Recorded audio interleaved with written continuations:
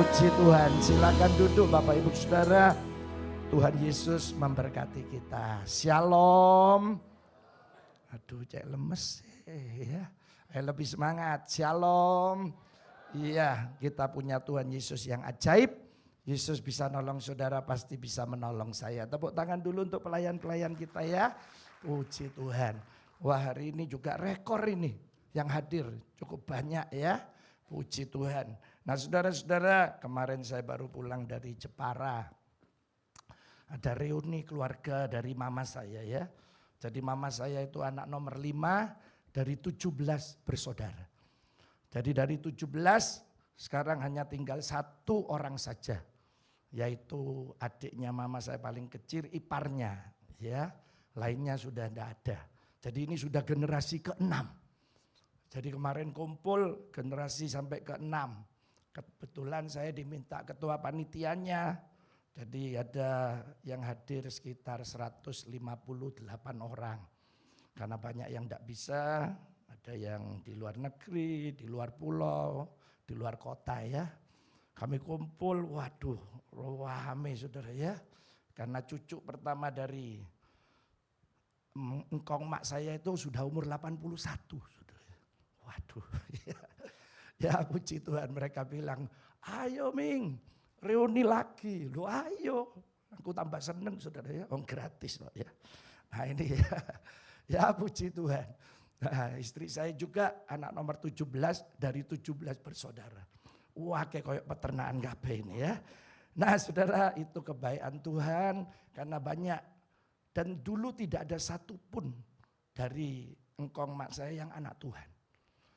Kemarin pun ada beberapa yang belum jadi anak Tuhan. Tapi kami buat ibadah ya 2 kali.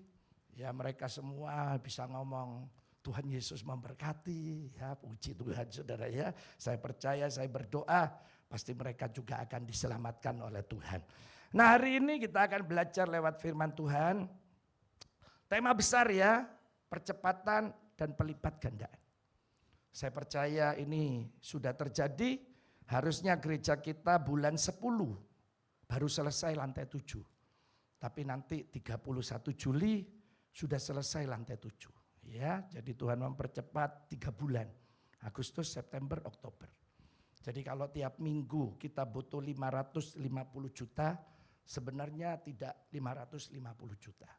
Tapi sekitar 700 sampai 750 juta 1 minggu. Ya saudara ya, saya gembala, saudara mungkin tidak pernah tahu gimana hati saya. Kalau ini tidak bisa bayar, saya yang bertanggung jawab. Kalau di luar orang menghina, memfitnah saya tidak pusing saudara ya.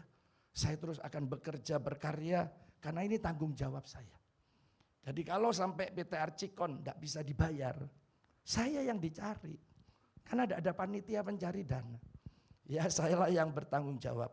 Nah saudara, bulan 8 sampai bulan 12 itu lantai 8 langsung kita kerjakan. Nanti bulan Januari sampai April lantai 9 dan 10. Setelah itu baru atap, ya karena ini 50 kali 100 meter. Jadi 1 lapangan sepak bola, kemudian interior. Uangnya sudah ada Pak Samuel, ada di sorga, ya, saudara. Ya. Kalau saudara mau tanya saya, ya uangnya ada di sorga. Tinggal Tuhan nanti nyuruh siapa aja ya, saya yang bertanggung jawab. Kadang hati saya ini hancur saudara ya. Kemarin ponakan saya di satu gereja, karena dia pelayan dipanggil gembalanya. Gembalanya bilang gini, kamu kasih tahu encikmu itu, jangan makan uang jemaat. Jangan makan uang pembangunan. Terus ponakan saya tanya, kamu jawab apa? Doa aku kumpul ambek. Ya manggil saya Ye, Om gitu ya. Saya kumpul Om, saya cuma bilang, pasti Om saya tidak. Bagus tamu ya. Terus kamu tambahi apa? Bapak gembala loh, kok berani ngomong gini? Bapak hamba Tuhan. Jangan loh Pak, tahu jawabannya saudara. Tunggu berikutnya, nanti lihat. Waduh ya. Ini seorang hamba Tuhan. Saudara, mungkin saudara di luar banyak dengar. Ya, kalau pembangunan ini mangkrak, uangnya habis dimakan saya. Hari ini saya di hadapan Tuhan, 1 rupiah pun saya tidak pernah makan uang pembangunan. Kalau tiap minggu dan semua tabungan saya, harta saya habis untuk pembangunan, Tuhan yang tahu. Tapi saya tidak akan pernah makan uangnya Tuhan. Ya saudara, itu Tuhan akan lakukan keajaiban. Saya selalu bilang kalau ini dari Tuhan, pasti jalan. Sampai lantai 7 kita bangun selama 4 tahun lebih. Di masa pandemi, sudah menghabiskan hampir 80 miliar. Uangnya siapa? Hanya Tuhan yang melakukan. Makanya saya pengen hari ini saudara nanti ya, saudara alami sendiri percepatan pelipat gandaan. Jadi saudara dipercepat kesehatannya, berkatnya, Tuhan lipat ganda. Dan saya percaya itu akan terjadi. Saya selalu bilang gereja yang hidup adalah gereja yang penuh mujizat. Gereja ini tiap hari ada mujizat. Saudara ya, jemaat juga harus mengalami mujizat. Saya hanya mengangkat anak saya Yoel jadi wakil gembala. Saya gembalanya. Semua putusan saya, Yoel tidak berhak satupun. Dia hanya memberi laporan sama saya. Heboh ya. Dan banyak pelayan keluar yang dulu bersama saya. Saya tidak takut, ini pekerjaan Tuhan. Saya akan jalan terus sesuai firman Tuhan. Kenapa? Karena saya tahu bagaimana potensi anak saya. Saya lihat sekarang dia dipakai Tuhan, di penyembuhan, di mujizat. Sampai tengah malam, sampai 3:30, Pastor Yoel datang ke rumah jemaat. Dan saya juga akan datangi semua jemaat. Ya jangan khawatir saudara, makanya hari ini saya cuma khotbah 1 kali. Ini 9:30 jemaat kita ada yang nikah. Saya pemberkatan nikah, oke lah seumur hidup saya bilang sekali. Jam 1 mereka pesta. Jemaat kita juga ada pernikahan di Surabaya. Saya harus hadir. Saya sudah tolak banyak khotbah-khotbah di luar. Sekarang saya ingin konsentrasi di dalam karena jemaat berlipat-lipat terus, bertambah-tambah banyak. Jadi memang percepatan pelipat gandaan ini ada. Makanya saudara, di bulan ini saya ingin bawa saudara kepada karakter Kristus. Karakter itu kebiasaan. Jadi kebiasaannya Yesus ini apa? Itu ada 12. Nanti kita harus terapkan juga. Nah pagi ini bicara tentang penuh kasih. Penuh kasih. Jadi memang Yesus suka menolong, suka berkorban. Nah itu yang saya harapkan gereja kita ini juga. Jemaat kita nanti harus penuh kasih. Bisa menolong orang lain, bisa membantu orang lain. Saudara tahu tiap bulan berapa puluh juta diakonia yang keluar. Saya tidak pernah tayangkan keuangan itu karena kami lagi bangun.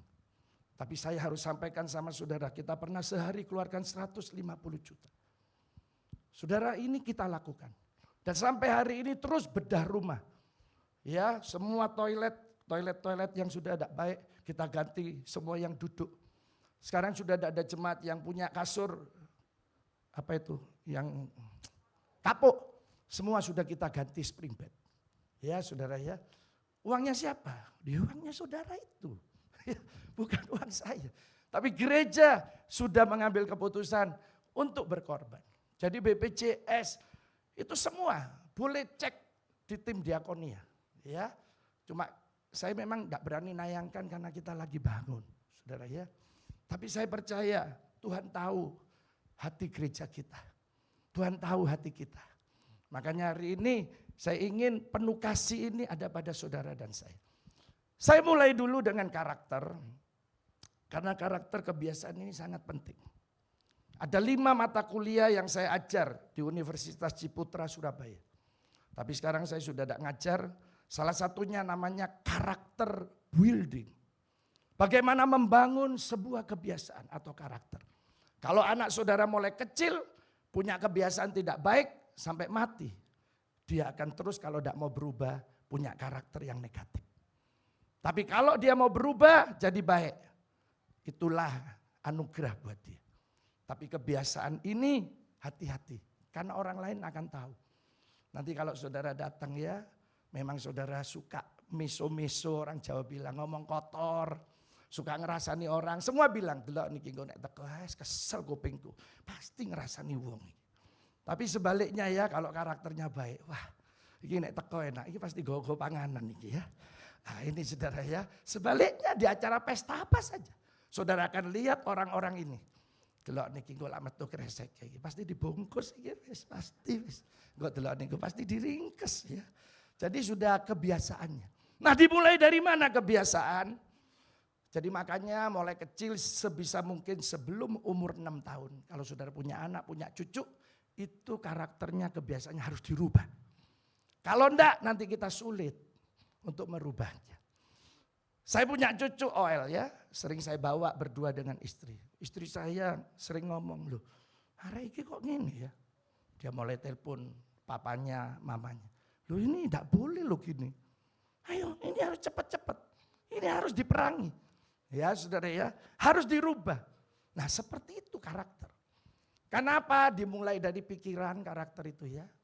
Dipikir, direncanakan. Baru nanti dilakukan. Setelah dilakukan berulang itu biasa. Nah jadilah kebiasaan. Nah kebiasaan inilah jadi karakternya. Jadi karakter itu gampangannya kebiasaan wis. Nah nanti dari kebiasaan saudara ini, dari karakter saudara keluar namanya integritas. Itu produk. Integritas itu saudara bisa dipercaya apa tidak. Kalau saudara hari ini kebiasaannya baik, umpama saudara punya kehidupan jujur. Apa aja jujur, maka orang bilang orang ini berintegritas. Dapat dipercaya. Jadi integritas itu hanya produknya. Ya makanya pagi ini saya ingin apa yang ada di pikiran saudara dirancang, mulailah merancang yang baik. Jadi kalau saudara ya ada orang dari rumahnya wis gini, engko aku pesta tak go kresek ya. Mari ngono nek akeh wong iwake tak pekake tak tutupi sego. Mari ngono aku tak mojok, kreseke tak tokno, tak lebokno kresek, engko ngamek maneh. Dirancang. Ya, terus mari gitu datang di pesta, dilakukno. Terus piro kali dilakukno, lama-lama sudah jadi kebiasaan. Loh ini saya tidak nyindir, loh ini ngilokno ya. Itu panitia kopdar sudah tahu. Titik-titiknya, begitu orang datang, iki loh, iki. Ya. Saya kadang kerungu, guyu-guyu pura-pura gak kerungu. Saya lebih tahu saudara ya. Nah saudara yang jelek-jelek nanti kita buang. Tapi yang cocok be Alkitab kita pakai. Jadi hari ini saya ingin nanti saudara penuh kasih. Karena kasih ini cuma satu, hanya berkorban. Hanya berkorban. Adik saya selalu menasihati saya begini. Saya kaget dan saya harus ngomong sama saudara. Saudara berkorban untuk istri atau suami atau keluarga atau anak sangat mudah.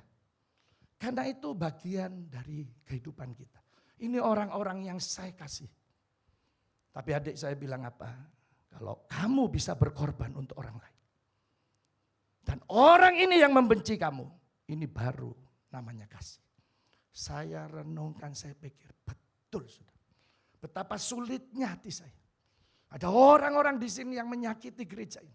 Yang ngambil uang gereja ini. Saya harus tutup. Saya harus bilang stop.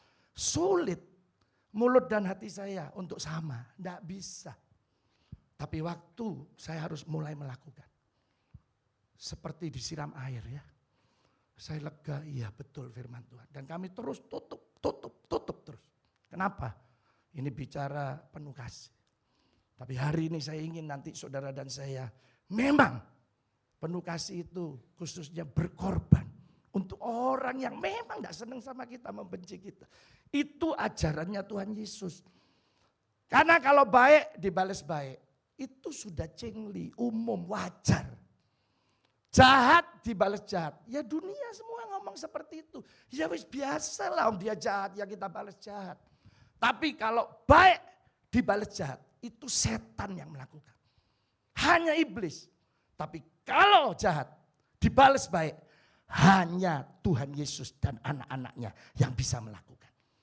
Ini pelajaran penuh kasih. Nah makanya saya berharap nanti saudara dan saya bisa melakukan ini. Mari kita akan mulai dulu apa yang firman Tuhan catat, teladan kita Tuhan Yesus ya. Mari kita baca Efesus 5 ayat 2. Saudara yang baca aja ya. Ya, 2, 3. Dan sebagaimana siapa? Ya. Dan telah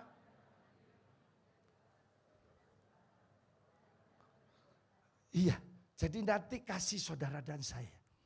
Apa yang kita lakukan di penuh kasih ini sebagai persembahan dan korban yang harum bagi Allah. Saya baca Nuh, saya nangis, berhenti sejenak, ada kalimat.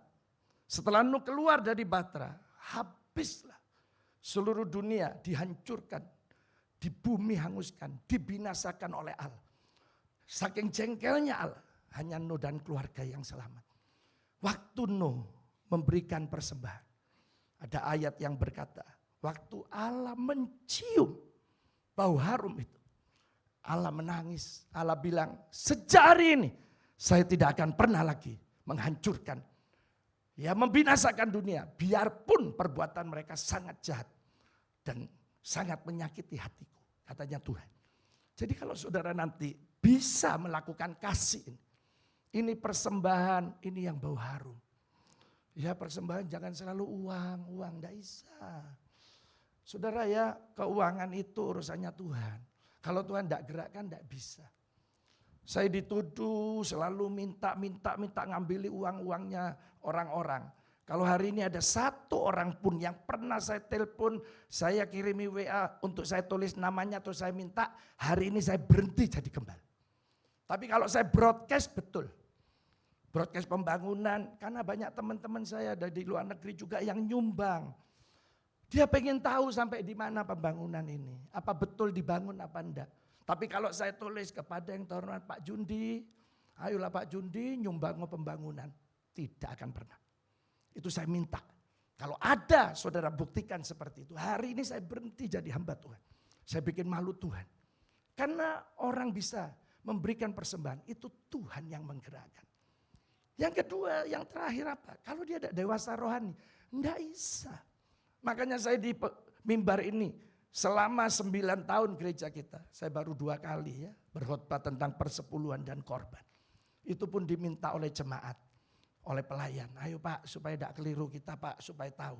Nah hari ini saudara lihat, ada persembahan yang harum yang dinaikkan. Lewat apa? Kasih saudara dan saya.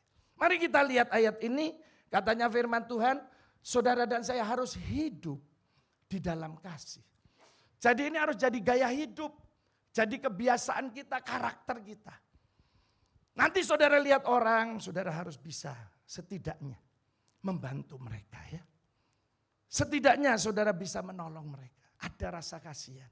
Gitu ya. Kalau orang tidak punya kasih ya, parkirnya 500, so gegeran dowo saudara ya. Oh iya, wah panjang ceritanya dengan alasan waduh aku setor di bank masih piro miliar yang kurang 500 repis gak iso tetap gak oleh ditulis sesuai itu gitu ya. Ya silakan aja ya. Pokoknya sopir saya sudah saya kasih tahu mau orang apa minta apa di perempatan di mana wis pokok kayak ono wis merem. Ya saudara-saudara pokoknya saya pengen gak mau terpengaruh omongannya orang. Mau ada pengemis kaya, mau apa saya tidak peduli. Yang saya tahu pokoknya saya ingin melatih hidup saya untuk bisa berkorban. Kenapa? Karena Alkitab yang nulis kita harus hidup di dalam kasih. Lah sekarang kasihnya yang bagaimana? Ada 2 contohnya. Seperti Kristus katanya sebagaimana Kristus. Yang pertama mengasihi kamu.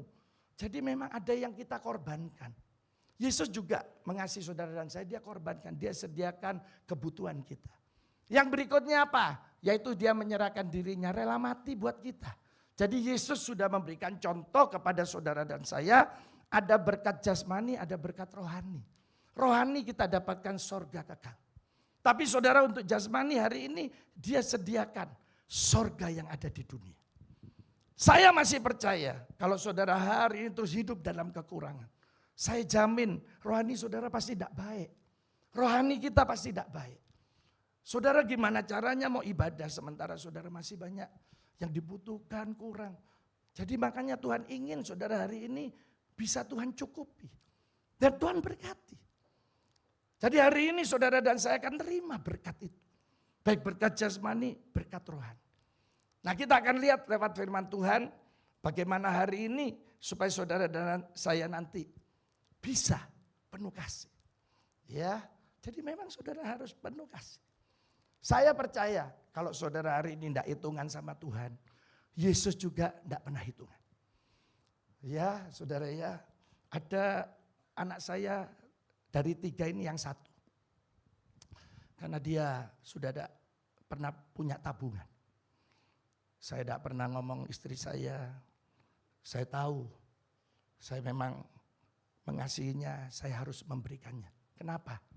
Semua uangnya ini hanya untuk diberikan. Kadang saya ngomong, enggak apa-apa Pak, toh nanti aku diberkati lagi. Kan itu juga nanti buat anak cucu. Ya, oh ya wis, terserah kamu ngambil jalan seperti itu silakan. Tapi saya coba mau ngajari semua saudara dan saya, keluarga saya harus penuh kasih. Harus ada yang diberikan atau dikorbankan. Jadi jangan terus ya, hartaku dah, uangku bukan. Nanti saudara lihat teman, doakanlah. Ya karena teman saya ini tidak mau doa no koncone. Apa aku gak gelem kon. Loh kok enak Ming, lah aku udah sukses terus aku gagal. Gara-gara doaku, waduh eman-eman aku katanya. Lucu ya. Padahal tidak gitu Tuhan. Saya percaya saudara doa orang sukses. Pasti sukses itu kembali kepada saudara. Ya amin, percaya? Loh iya saudara ya. Mari kita akan lihat apa yang Yesus lakukan. Karena Yesus teladan kita yang penuh kasih ini. Mari kita akan baca dulu Matius 14 ayat 13 sampai 14. Ya Matius 14 ayat 13 sampai 14. Ini Yesus memberi makan 5.000 orang laki-laki saja. Ya. Jadi saudara setelah Yesus mendengar bahwa Yohanes Pembaptis dibunuh, Yesus mulai menyingkir dari lokasi itu, dari daerah itu. Ya karena laporan murid-muridnya, Yohanes Pembaptis wis dibeleh kepala. Ya wis, Yesus nyingkir karena sasaran berikutnya Yesus. Nah katanya waktu Yesus hendak mengasingkan diri dengan perahu ke tempat yang sunyi, tapi orang banyak. Ya kalau di sini Alkitab bilang orang banyak berarti banyak. Mendengarnya dan mengikuti Yesus dengan mengambil jalan darat dari kota-kota. Nah ini ya, karena saudara Danau Galilea ini kelihatan, seberang itu kelihatan ya. Ya memang danau ini 8 kilo kali 28 kilo. Ya seperti laut saudara ya. Nah sekarang mari kita lihat ayat 14-nya. Nah ini. Sekarang saudara yang baca, karena saya nanti mau ambil kalimat ini loh. Tergeraklah hatinya. Ayo kita baca ya 2, 3. Ketika Yesus melihat yang besar. Nah kita pentingkan ini, maka apa saudara? Oleh apa? Dan Yesus langsung apa? Iya. Kemana saja Yesus pergi ya? Hanya satu. Dia berkorban. Dia mengasihi. Dia mengasihi. Tidak ada ya dia turun. Fasilitasku apa iki? Ayo aku kayak ono mangan apa? Ayo cepat no apa? Tidak ada. Di pikiran Yesus cuma bagaimana saya mengasihi. Bagaimana saya bisa berkorban. Bagaimana saya bisa menolong mereka, bagaimana saya bisa menyembuhkan. Saya ingin ya penuh kasih ini terjadi di gereja ini. Terjadi kepada semua pelayan, terjadi kepada semua jemaat. Jangan pernah pelayan tanya, apa yang gereja kasih sama saya? Tuhan lo ngasih saya apa nih saya melayani. Tapi hari ini mulai bilang seperti Yesus ya, kemana saja. Apa yang bisa saya lakukan ya? Apa yang bisa saya berikan? Nah ini saudara, Yesus lihat orang banyak, hatinya tergerak oleh belas kasihan. Dan dia langsung nyembuhkan. Wah, luar biasa ya. Nah ini di 5 roti 2 ikan. Sekarang kita lihat lagi yang 7 roti dan beberapa ikan. Matius 15 ayat 32 dan 33. Nah ini ya, lalu Yesus memanggil siapa? Nah dan berkata apa? Hatiku tergerak oleh apa? Kepada orang banyak itu. Ini retreat sebab sudah berapa hari? Nah, kemarin retreat Yeskit. Ya, kapan tuh retreatnya pelayan. Terus kapan lagi retreatnya struktur. Wah, itu ya. Jadi nginep. Saya itu tidur di lantai 2 sampai setengah 12 ya, cekakaan deh gitu. Saya inceng, gak turu wong-wong iki ya. Wes, saya tidur, setengah 2 saya bangun. Cekikian mana tak inceng. Waduh tambah mambu supermi gak ada wong luwe iki ya. Ini masa supermi rupanya. Wes. 3:30 saya bangun mau doa. Loh saya cekikian. Ya mari ketemu doa pagi. Loh tadi pagi, tadi malam enggak tidur. Enggak Pak. Enggak apa-apa Pak. Iya wes kau enggak apa-apa. Aku ini loh kena cekikianmu terus ya. Ini saya. Nah ini 3 hari retreatnya. Terus katanya Yesus ya, mereka enggak punya makanan. Aku tidak mau ngomong bik murid-muridnya, mereka pulang dengan apa? Iya sakno, nanti kelenger loh di jalan pingsan loh. Makanya sekarang ayat 33, kata murid-muridnya, bagaimana di tempat sunyi ini kita mendapat roti untuk mengenyangkan orang banyak yang begitu besar jumlahnya. Saudara dari cerita ini, 2 kisah ini saya cuma nyampaikan sama saudara dan saya. Bahwa Yesus itu Allah yang penuh kasih. Dia penuh belas kasihan. Kalau dia sudah penuh belas kasihan, dia sudah ngasih caranya. Yaitu apa? Menyediakan semua kebutuhan kita. Jadi sebenarnya dari khotbah saya, kalau saudara hari ini siap berkorban, Allah sudah siapkan semua kebutuhan kita. Percaya saudara semua kebutuhan kita Allah sudah siapkan? Saya tidak tahu mungkin hari ini ada yang butuh keuangan, anak yang butuh duit. Loh iya aku ya pisan juga cuma awakmu. Loh kita podo diberkati ya. Saya masih ingat saudara ya. 2007 saya ngambil keputusan semua usaha perusahaan saya tutup. Full saya melayani Tuhan. Saya tahu konsekuensinya saya sudah tidak bisa hutang lagi. Ya masuk hamba Tuhan utang kan tidak bisa. Kalau dulu masih bisa pinjam. Sejak itu saya sudah tidak. Saya mulai berpikir gimana ini Tuhan selanjutnya. Saya biasanya pengen apa bisa, pengen apa bisa. Saudara 3 anak saya sekolah di luar negeri. Joel ada di Singapura, Eva ada di Sydney, Belin ada di New Zealand. Waktu itu saya punya anak asuh 82 orang. Yang harus saya siapkan makanan untuk mereka. Saudara, saya cuma berpikir sederhana. Tuhan, ini kalau saya tidak ada dana, tidak ada uang. Ini semua kolaps semua. Itu pikiran manusiawi, umum. Tapi waktu saya mulai lakukan ini. Hari ini saya jujur di hadapan saudara. Tiap akhir bulan saya tidak pernah minus. Selalu surplus terus. Sampai hari ini. Jadi Tuhan itu ajaib. Ya. Jadi saudara, saya percaya waktu kita mulai seperti Yesus lakukan. Allah sudah sediakan semua kebutuhan kita. Jadi Allah kita ini sudah ngasih saudara kunci untuk buka pintu, nah berarti di dalam pintu itu sudah disediakan semuanya. Ya katanya orang, ono kunci, ono gemboke. Ya kan, ono di sini gembok gak ono kunci nih. Ya tidak mungkin, ya kunci toh enggak pasti sudah disediakan. Sama, waktu kita nanti melakukan untuk penuh kasih ini. Jadi gaya hidup kita. Saya percaya Allah sudah sediakan semua kebutuhan kita. Amin. Oh iya. Tapi saudara tidak lakukan penuh kasih ini ya tidak disediakan. Oh, nanti bik Tuhan. Ya makanya ayo minimal mulai doa no. Ya mulai telepon. Lu tidak apa-apa baik-baik. Nah gitu saudara ya. Ayo tak doa no ya. Gitu ya.